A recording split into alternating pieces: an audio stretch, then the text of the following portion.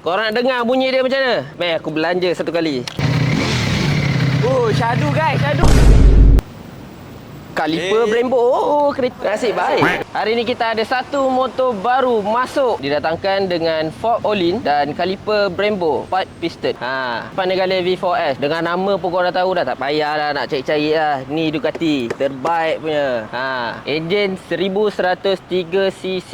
V4 tau. 4 dapur punya.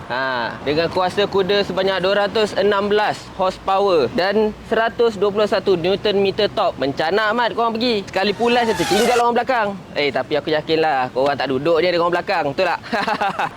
Kita boleh nampak dekat sini dia bagi kita Olin fork depan. Nampak ni? Tak tipu punya. Tak padam Brembo kaliper dual disc tau. Baik punya 4 port. Monoshock belakang. Olin guys. Tak cukup depan dia bagi, belakang pun dia bagi. Nampak? Silau. Korang mesti tertanya-tanya kan, untuk monster macam ni harga dia berapa? Kita bagi murah-murah je guys. Murah-murah. Barang panas. Sekarang pun tengah panas. Harga dia saya boleh sebut wakakaka. Okey, apa-apa, di sinilah kita, MSC PJ. Oh, nak cepat. Alright. Nak cepat.